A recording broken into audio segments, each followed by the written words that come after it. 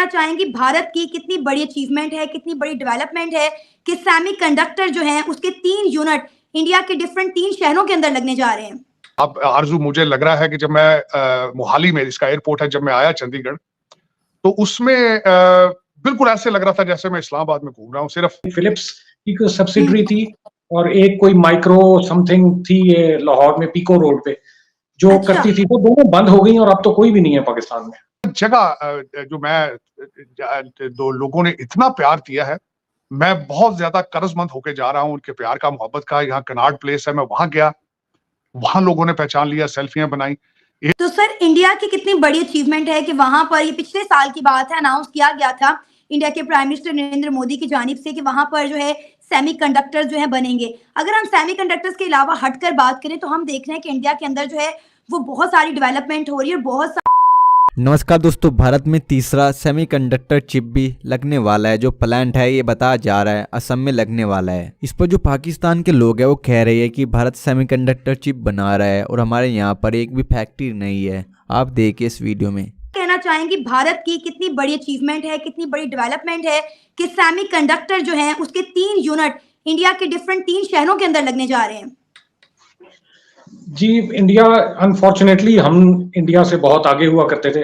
जब मैंने इंजीनियरिंग की थी और उसके बाद कुछ अरसे के लिए मैंने बाहर के मुल्कों में भी सर्व किया, तो वहां पे हमें जो इंडियंस मिलते थे वो हमें कहा करते थे कि आपकी इंडस्ट्री जो है वो हमसे ज्यादा तेज ग्रो कर रही है। ये 90s अर्ली 90s की बात है, मगर अनफॉर्चुनेटली वो लोग हमसे अब बहुत आगे निकल गए हैं और हम लोगों ने इस सिलसिले में कोई काम नहीं किया। बल्कि जिस वक्त मैंने शुरू किया अपना प्रोफेशनल लाइफ, तो पाकिस्तान में 1-2 फैक्ट्रीज होती थी जो कि सेमीकंडक्टर मैन्युफैक्चरिंग करती थी। एक फिलिप्स की कोई सब्सिडरी थी और एक कोई माइक्रो समथिंग थी ये लाहौर में पीको रोड पे जो करती थी, वो दोनों बंद हो गई और अब तो कोई भी नहीं है पाकिस्तान में।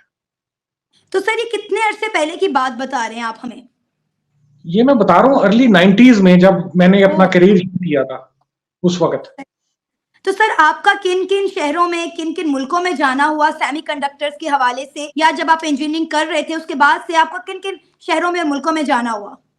देखिए, मैंने अपनी प्रोफेशनल लाइफ स्टार्ट की थी फार ईस्ट से, तो वो तो गढ़ है इसका इलेक्ट्रॉनिक इंडस्ट्री का, जिसमें Hong Kong, Singapore, Indonesia, Malaysia, Korea, ये वाले मुल्क इसमें हैं, ताइवान खास तौर पे। तो इन मुल्कों में मेरा शुरू में तो काफी जाना रहता था, जब मैं कुछ अर्सा जॉब भी की उधर, और फिर जब इनिशियली जब इंटरनेट की फैसिलिटीज नहीं होती थी तो कंपोनेंट्स वगैरह ढूंढने के लिए हमें रेगुलरली जाना पड़ता था। अब तो खैर इंटरनेट के थ्रू हम लोग काफी सोर्सिंग कर लेते हैं, तो अब इतना ट्रैवल की जरूरत नहीं पड़ती। मगर शुरू में मैंने इन मुल्कों में देखा था कि उस वक्त भी ये, मतलब उस वक्त पाकिस्तान भी एक समझा जाता था कि जैसे कि फ्यूचर में मतलब सेमीकंडक्टर उसमें की इंडस्ट्री उसमें काफी तरक्की करेगी। मगर ये बातें जो हैं ये 90s के बाद आहिस्ता आहिस्ता नीचे ही जानी शुरू हो गई, ऊपर नहीं आई फिर। तो सर इंडिया की कितनी बड़ी अचीवमेंट है कि वहां पर, ये पिछले साल की बात है, अनाउंस किया गया था इंडिया के प्राइम मिनिस्टर नरेंद्र मोदी की जानिब से कि वहां पर जो है सेमीकंडक्टर जो है बनेंगे। अगर हम सेमीकंडक्टर्स के अलावा हटकर बात करें तो हम देख रहे हैं कि इंडिया के अंदर जो है वो बहुत सारी डेवलपमेंट हो रही है और बहुत सारी इंडस्ट्रीज इंडिया के अंदर लग रही हैं। बहुत सारे ममालिक इंटरेस्ट ले रहे हैं कि वो जो है इंडिया के अंदर जाकर इन्वेस्टमेंट करें। यहाँ तक देखने को आया है कि चाइना के अंदर से बहुत सारी कंट्रीज ने जो है अपने मैन्युफैक्चरिंग प्लांट खत्म कर दिए और वो इंडिया के अंदर शिफ्ट कर दिए। जी, ऐसा ही है। ये खास तौर पे कोविड के दौरान और उसके अराउंड ही जो ग्लोबल ट्रेड वॉर्स जो खास तौर पे अमेरिका और चाइना के दरमियान जो एक चली आ रही है, एक मतलब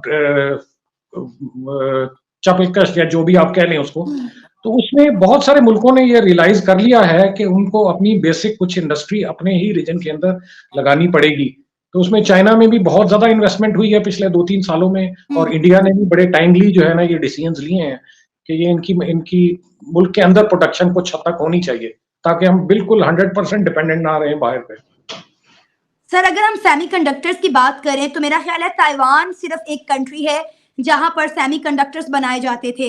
अब मेरा ख्याल है इंडिया ने जो है इसकी जिम्मेदारी अपने कंधों पर लेने का सोचा है। जिस तरह इंडिया जो है बहुत बड़ी इन्वेस्टमेंट कर रहा है और हर साल जो है 300 करोड़ जो है सेमीकंडक्टर्स इंडिया के अंदर जो है वो तैयार होंगे, जिस तरह इंडिया ने ये प्लान किया है सारा, तो इस पर आप क्या कहेंगे? देखिए, ताइवान अकेला मुल्क नहीं है। इनफैक्ट ताइवान में दुनिया की सबसे बड़ी कंपनी हुआ करती थी, Taiwan semiconductor manufacturing company, TMSC। तो उसके अलावा सेमीकंडक्टर की मैन्युफैक्चरिंग में ना 2-3 प्रोसेसेस होते हैं। उसमें सबसे जो बेसिक प्रोसेस है उसको फैब कहते हैं, जो कि सिलिकॉन वेफर बनाती है। वो जो है वो ज्यादातर काम चाइना और ताइवान और मतलब चंद मुल्कों में होता है। मगर उसके बाद वो सेमीकंडक्टर वेफर से आगे जो चिप्स में कन्वर्शन होती है वो फिर बहुत सारे मुल्कों में हो रही है। उसमें थाईलैंड, मलेशिया, इंडोनेशिया, इनमें भी कोरिया, मेक्सिको, ब्राजील, ऐसे मुल्कों में भी ये बहुत ज्यादा होती है। तो कम से कम हमें उस स्टेज की किसी जगह से शुरू तो करना चाहिए ना हमें।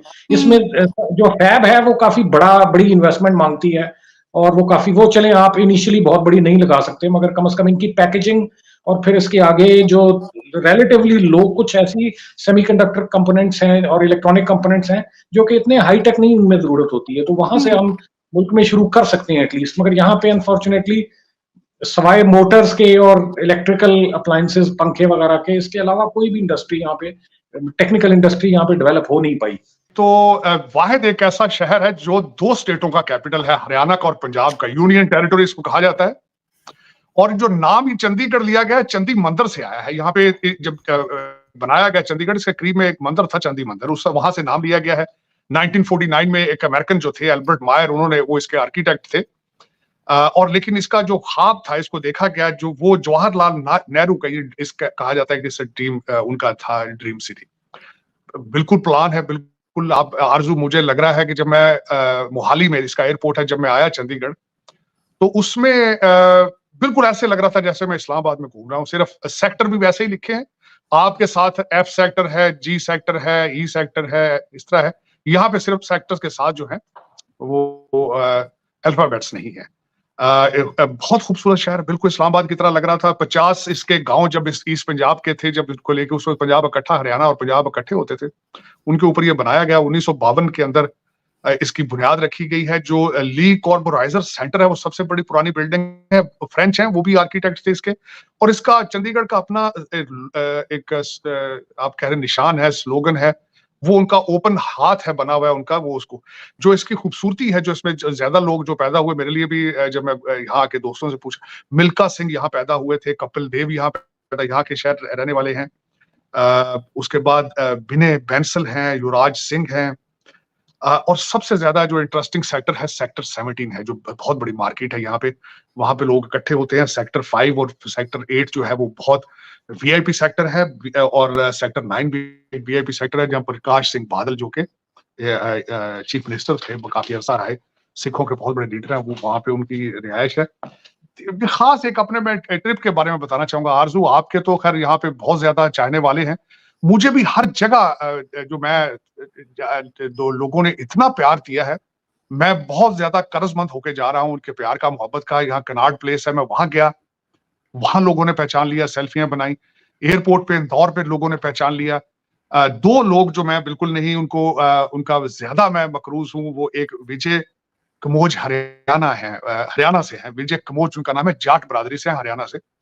कल उन्होंने मुझे एयरपोर्ट पे इतना इंसिस्ट किया, जब मैं न्यू दिल्ली से यहाँ आया हूँ, तो मुझे जबरदस्ती ले गए रेस्टोरेंट में, बल्कि उन्होंने मुझे वहां पे खाने में उन्होंने बड़ी खातिर की। अहमदाबाद में इस वक्त वो मारुति के लिए वहां पे काम कर रहे हैं। और मैंने उनको खास कर बताया कि मैं खुद जाट बरादरी से हूँ, और अपनी जवानी में बिलखसूस मैं गाना सुन के जवान होता था, जाटों का छोकरा, हरियाणा के बारे में, और मैं सारे बच्चों को बहुत पसंद है। उसके बाद देविंदर सुप्रो, मैं उनका बड़ा मकरूज हूँ। वो कश्मीरी पंडित है, कश्मीरी पंडित हैं, न्यू दिल्ली में रहते हैं। स्पेशली मुझे मिलने के लिए, वो ओबराय होटल जहां मैं ठहरा था उसके पास उनका घर है, वहां से स्पेशल मिलने मुझे आए और मेरे साथ उन्होंने टाइम गुजारा। मैं उनके लिए, मेरी बहुत दुआएं हैं। मैं उनसे मिला और उनकी तकलीफें मैंने पूछने की कोशिश की कि किस तरीके से आप कश्मीर से, जो कश्मीरी पंडितों का बहुत बड़ा केस है, मुकदमा है, एक तकलीफ दे उनके, वो जो चीजें हैं वो सुनी। मैं दुआ गो हूं उनके लिए।